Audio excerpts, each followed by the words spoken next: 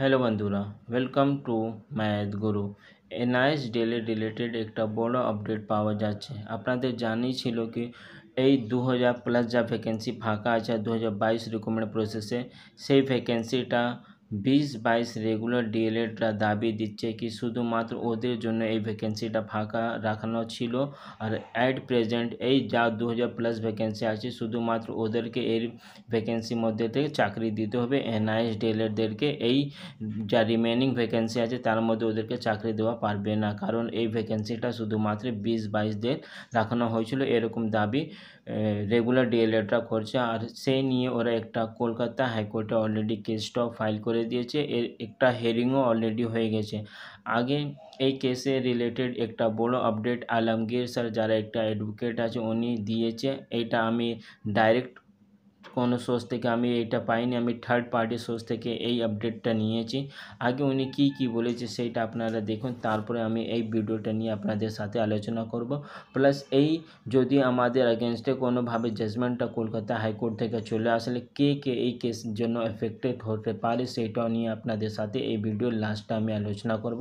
আগে আপনারা কলকাতা হাইকোর্টে যা হয়েছে সেইটা আলমগীর স্যার আপনাদেরকে আপডেট দিয়ে দিচ্ছে, আপনারা ভালো করে শুনুন। আবার আচ্ছা। আর আগের যে মামলাটা ছিল ওরা তো এখানটায় দাবি করছে যে এটা ইয়ারমার্ক ভ্যাকেন্সি 2022-এর। আচ্ছা। আমরা বলেছি তার সপক্ষে না বোর্ডের কোনো নোটিফিকেশন ছিল, প্রায়র নোটিফিকেশন যেটা ইয়ারমার্ক ভ্যাকেন্সি, কারণ ওরকম করে তো ইয়ারমার্ক মনের খেয়ালে বলে দেওয়া যায় না, এটা যেহেতু পাবলিক এমপ্লয়মেন্টের ব্যাপার। আর সুপ্রিম কোর্টের কোনো অর্ডার নেই, আমরা সব যেগুলো চেক করেছি ইন্টারিম অর্ডার হোক ফাইনাল অর্ডার হোক সমস্ত থেকে, বরং সুপ্রিম কোর্টের একটা অর্ডার আছে এরকম যে আমরা খালি ইস্যুটা ডিসাইড করলাম যে 2022 এই সিলেকশন প্রসেসে পার্টিসিপেট করতে পারে কিনা, বাকি কিছু আমরা টাচই করলাম না। শেষের পেজে প্যারাগ্রাফ, দুটো প্যারাগ্রাফ ছেড়ে তার উপরে যে প্যারাগ্রাফ, সুতরাং সেইগুলো এবং যারা ইমপ্লিমেন্ট অ্যাপ্লিকেশন করেছিল সুপ্রিম কোর্টে আয়ে ফাইল করেছিল তাদেরকেও সুপ্রিম কোর্ট বলেছে যে তোমাদের যেগুলো বলো তোমরা হাইকোর্টে বলবে, নাহলে তো সুপ্রিম কোর্ট ওখানেই বলে দিতে পারতো যে এটা শুধু 2022-এর জন্যই হলো এই ভ্যাকেন্সিটা যেটা পড়ে আছে। আচ্ছা, বোর্ডের এফিডেভিটটা হচ্ছে এখানে মূল কথা এবং শেষ কথা বলবে বোর্ডের এফিডেভিট। বোর্ডের এফিডেভিটে বোর্ড বলেছে যে আমি 9533 ভ্যাকেন্সিজ এগেনস্টে যোগ্য ক্যান্ডিডেট পেয়েছি, তাদের এই স্কোর, তাদের স্কোরের ডিটেলস আমি জমা দিলাম, আর তার বাইরে এই ক্যান্ডিডেট গুলো আনঅবজার্ভ ক্যান্ডিডেট গুলো এরা এই কাট অফটা আসতে পারেনি। এবার এই কাট অফটারও কোনো প্রায়ার নোটিফিকেশন ছিল না, তাও আমি মেনে নিলাম যে বোর্ড বলছে যে আমার এটা কাট অফ আজকের দিনে দাঁড়িয়ে।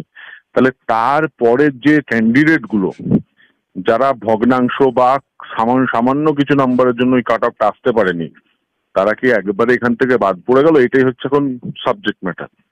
আচ্ছা, বোর্ড কি কখনো বলেছিল যে এই 2022-এর জন্য আলাদা করে প্রায় 2000 সিট রাখা হয়েছে বা কিছু এরকম? বোর্ডের যে এফিডেভিট, সেই এফিডেভিটটা আমাদের মামলার সঙ্গে অ্যানেক্স করা আছে। আচ্ছা। কোনো জায়গাতে সেটা লেখা নেই। বোর্ড এটা বলেছিল যে আমরা এই ভ্যাকেন্সির মধ্যে এই ভ্যাকেন্সিতে ক্যান্ডিডেট পেয়েছি, যদি সুপ্রিম কোর্ট অনুমতি দেয়, সুপ্রিম কোর্ট যদি নির্দেশ দেয়, তাহলে আমরা 2022-এর ইন্টারভিউ করাতে পারি। মানে এটা আগবাড়িয়ে অর্ডারটা নিয়ে নিয়েছিল। এখানে একটা বোর্ডের মাইন্ডসেটটা বুঝতে হবে। বোর্ডের মাইন্ডসেট খুব পরিষ্কার।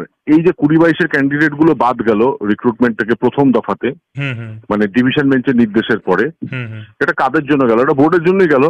কারণ 2022-এর ক্যান্ডিডেটদের তো কোনো এমনি ভুল নেই, কারণ তাদের রিক্রুটমেন্ট কমপ্লিট হওয়ার কথা হচ্ছে 2022 সালের জুন মাসের 30 তারিখের মধ্যে। সেইটা যে কমপ্লিট করতে বোর্ড পারলো না, সেটা তো বোর্ডের গাফিলতি। তাই জন্যই কিন্তু যখন জাস্টিস অভিজিৎ গঙ্গোপাধ্যায়ের ঘরে মামলা হয়েছিল 2022 নিয়ে, 2022-এর ক্যান্ডিডেটরা মামলা করেছিল যে আমরা আশঙ্কা করছি যে ফিউচার রিক্রুটমেন্ট আমাদের বাধা হতে পারে, কারণ একটা রিক্রুটমেন্ট নোটিফিকেশন আসতে চলেছে, আমাদেরকে তাহলে তাড়াতাড়ি ট্রেনিং সার্টিফিকেট দেওয়া হোক। তখন বোর্ডের তরফ থেকে আগে বাড়িয়ে সাবমিশন করা হয়েছিল যে কোনো রিক্রুটমেন্টের নোটিফিকেশন এলে আমরা এদেরকে অংশগ্রহণ করতে দেবো। কেন কি? কারণ ভুলটা বোর্ডেরই ছিল, বোর্ড তাদের কোর্সটা কমপ্লিট করাতে পারেনি সময়ের মধ্যে, সেই জন্য বোর্ড আগে বাড়িয়ে ওটা বললো। এবার তার ভিত্তিতে কোর্ট মামলাটাকে নিষ্পত্তি করে দিল। সিঙ্গেল বেঞ্চ বললো হ্যাঁ তুমি এদেরকে বসতে দিও। ডিভিশন বেঞ্চে যখন গেল, বোর্ড অনেক চেষ্টা করলো তাদেরকে বাঁচাবার, কারণ বোর্ডেরই ভুল অ্যাকচুয়ালি, কিন্তু তাও ডিভিশন বেঞ্চ বললো এনসিটি গাইডলাইন অনুযায়ী তুমি এদেরকে বসতে দিতে পারো না। হুম। এবার এইটা সুপ্রিম কোর্টে বোর্ড গিয়ে খেলাটা যেটা করলো, বোর্ড আগবাড়িয়ে বললো যে আপনি বললে আমি এদের ইন্টারভিউ করবো। এবার রিক্রুটিং এজেন্সি যখন বলছে যে আমি ইন্টারভিউ করিয়ে নেবো, তখন সুপ্রিম কোর্টের কাছ থেকে, সুপ্রিম কোর্টের তরফ থেকে তো কোনো বাধা আসার কথা নয়, কারণ এই ইস্যুটাতে অ্যাকচুয়ালি ক্যান্ডিডেটদের তো কোনো দোষ নেই। না না, সে তো বটেই। তারা কেন বঞ্চিত হবে? ঠিকই আছে সেই দিক দিয়ে যে তাদেরকে বসতে দেওয়া হলো, এটা নিয়ে কোনো সমস্যাই নেই। এবার সমস্যাটা তারপর কি সৃষ্টি করছে যে এখন বলতে চাইছে যে এই ভ্যাকেন্সিটা শুধু ইয়ারমার্ক ভ্যাকেন্সি, যেটা কিনা একেবারেই কাম্য নয়। কারণ কোনো ডকুমেন্টারি এভিডেন্স তার পক্ষে নেই যে বোর্ড আগে বলেছিল সুপ্রিম কোর্টকে বা কিছু। মানে আমরা এফিডেভিটটাও তো অ্যানেক্স করে দিচ্ছি, এই এফিডেভিটটাই দিনের শেষে শেষ কথা বলবে।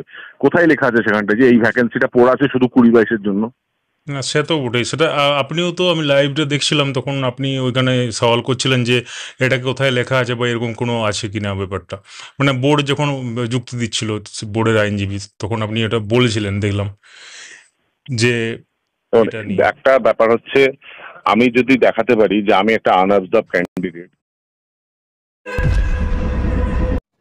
আশা করি আপনারা পুরো ভিডিওটা দেখে নিয়েছেন, যেখানে পরিষ্কারভাবে আলমগীর স্যার বলছেন কি 20-22রা একটা দাবি দিয়েছে কি যা রিমেনিং 2000+ ভ্যাকেন্সি আছে সেটা শুধুমাত্র 20-22 রেগুলার ডিএলএডদের জন্য রাখানো হয়েছিল, আর অ্যাট প্রেজেন্ট সেই ভ্যাকেন্সি শুধুমাত্র যখন রিক্রুটমেন্ট হবে 20-22দেরকে দিতে হবে, এমনি ওরা দাবি দিয়েছে। কিন্তু আপনাদের জানা আছে যখন সুপ্রিম কোর্ট একটা অর্ডার পাস করিয়েছিল, শুধুমাত্র 20-22দেরকে একটাই অর্ডার পাস করা হয়েছিল কি এদেরকে রিক্রুটমেন্ট প্রসেসে পার্টিসিপেট করাতে হবে ওয়েস্ট বেঙ্গল প্রাইমারি বোর্ডকে।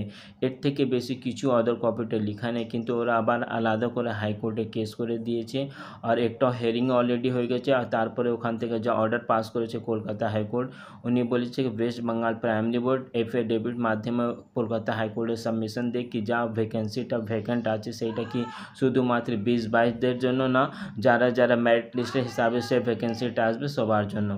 তো আগামী 14 তারিখে এই কেসে আবার হেয়ারিংটা আছে, কিন্তু যদি ওয়েস্ট বেঙ্গল প্রাইমারি বোর্ড এই সাবমিশনটা দিয়ে দেবে কি এই ভ্যাকেন্সিটা যা ফাঁকা ভ্যাকেন্সিটা শুধুমাত্র আপনার 20-22 রেগুলার ডিএলএর জন্য, তাহলে যারা কলকাতা হাইকোর্ট থেকে ডকুমেন্ট ভেরিফিকেশন জন্য রিলিফ নিয়েছে এনআইএস ডিএলএড, ওদের সামনে একটা বড় সমস্যাটা চলে আসবে। কারণ কৌশিক দাসের কেসে যারা পিটিশনার আছে ওদের তো খুব বেশি এফেক্ট হবে না, কারণ সুপ্রিম কোর্ট থেকে ওরা জাজমেন্ট নিয়ে এসেছে। কিন্তু কলকাতা হাইকোর্ট থেকে যারা যারা ডকুমেন্ট ভেরিফিকেশন জন্য জাজমেন্ট নিয়ে এসেছে, হতে পারে ওদের একটু সমস্যাটা হতে পারে যদি কোনো আমাদের এগেনস্টে কলকাতা হাইকোর্ট থেকে জাজমেন্টটা চলে আসলে। কিন্তু এটা 100% শিওর এমনি কোনো document West Bengal primary board হোক না হলে 20-22 রেগুলারদের ওদের পাশে নেই যেটা এটা প্রুভ করতে পারবে কি যা রিমেনিং ভ্যাকেন্সি 2000+ ভ্যাকেন্সি আছে সেটা শুধুমাত্র 20-22 রেগুলার ডিএলএডদের জন্য। কিন্তু বোর্ড আপনাদের জানা আছে আমাদের আটকানোর জন্য অনেক চক্রান্ত করছে, ডকুমেন্ট ভেরিফিকেশান নামে নানা রকম ডকুমেন্ট ওখানে ডিমান্ড করা হয়েছে। এরপরে আমি বুঝতে পেরেছি যা ওয়েস্ট বেঙ্গল প্রাইমারি বোর্ড নানা রকম ডকুমেন্ট ভেরিফিকেশানের জন্য নানা রকম ডকুমেন্ট চাওয়া হয়েছে, সেটা শুধুমাত্র এনআইএস ডিএলএডদেরকে কী করে বাদ দিয়ে রেগুলার ডিএলএডদেরকে রিক্রুটমেন্ট প্রসেসে পুরোপুরি পার্টিসিপেট করাতে পারে, তাই জন্য এরকম ডকুমেন্ট ওখান থেকে ডিমান্ড করা হয়েছে। কিন্তু আশা করি যখন পরবর্তী 14 তারিখ না 15 তারিখে এই 20-22 রেগুলার ডিএলএডে হেয়ারিং হবে, সেই সময় আমরা নিশ্চিত ওখান থেকে জিতে যাব। কারণ তো এরকম কোনো ডকুমেন্ট রিটেন ডকুমেন্ট নেই যেটা প্রুভ করতে পারবে কি রিমেনিং ভ্যাকেন্সিতে শুধুমাত্র 20-22দের জন্য রাখানো হয়েছিল।